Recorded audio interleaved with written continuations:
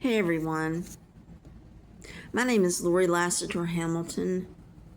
I'm a poet and spoken word artist from Birmingham, Alabama, and I'd like to share a poem with you tonight that was published in 2014 by Penhall Publishing in an anthology called Not Dead Yet, an anthology of survivor poetry.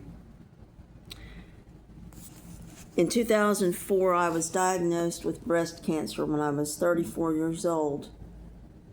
A few months before I had started to plan a wedding to my boyfriend of 11 years. And I participated in the early 2000s, maybe it was 2005, I can't remember, in an event called the Susan G. Komen Race for the Cure. And this poem is called Pretty in Pink. It's about my experience at the Race for the Cure and my feelings about that event afterward. Pretty in Pink. My string of pink pearls snaps in half. I watch the pink pearls fall to the floor, like bubbles bursting when they drift down to pavement. The pearl beads fly everywhere as the frayed thread holding them together breaks. The pink silk bow on my t-shirt unties, exposes a red, patchy scar wrapped up like a Christmas present. People have told me I look like Molly Ringwald in Pretty in Pink, but I'm not going to prom.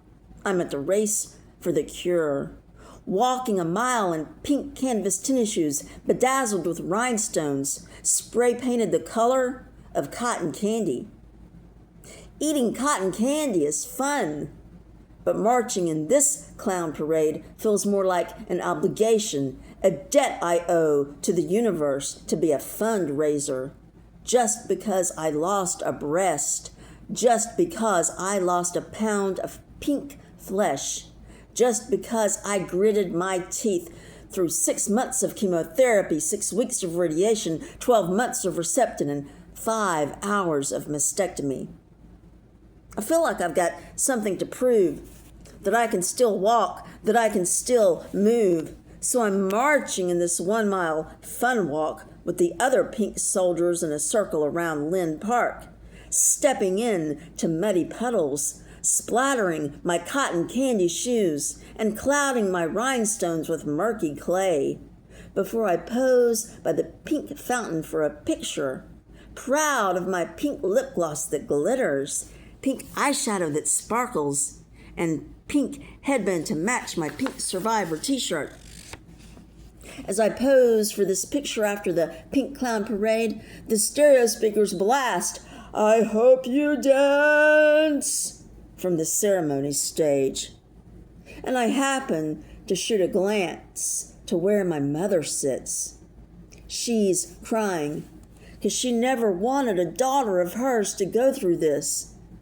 And frankly, I wish I hadn't marched in this survivor's parade, patting myself on the back for surviving something that chose me, giving myself a trophy just for getting out of bed and breathing. I survived breast cancer. So, hell no, I want to win $100 at a poetry slam. I want to win first place in a battle I picked. And I want to come to that battle all dressed in black. Give me a pair of scissors so I can cut this pink ribbon binding my flesh and hurting my back. Give me a felt tip marker so I can paint my tennis shoes black. I want to untie this pink ribbon presenting me as a pretty package. I want to pull this thread dangling from the edge of my pink Survivor t-shirt. I want these t-shirt threads to unravel, fall apart, so you can see this patchy red scar slithering across my chest like a snake. I want you to see this clay vessel the potter plays with on his pottery wheel. This battle has broken me, scarred and deformed me. A pound of pink flesh has been extracted from me just so I can get out of bed and breathe. But this wrestling match has not transformed me. I am not Jacob who wrestled with God and walked away blessed. I walked away from this battle looking like Shrek, with green, ogre-like toenails, fungal from chemo, covered in cotton candy shoes, bedazzled with rhinestones to match my pink lip gloss that glitters. All that glitters isn't gold or silver. I transform myself into what society wants to see, a breast cancer survivor all pretty and pink. But this pink ribbon disguises a monster standing before me in the mirror. And this prosthesis stuffed bra stops the snake on my chest from being able to slither. Thank you.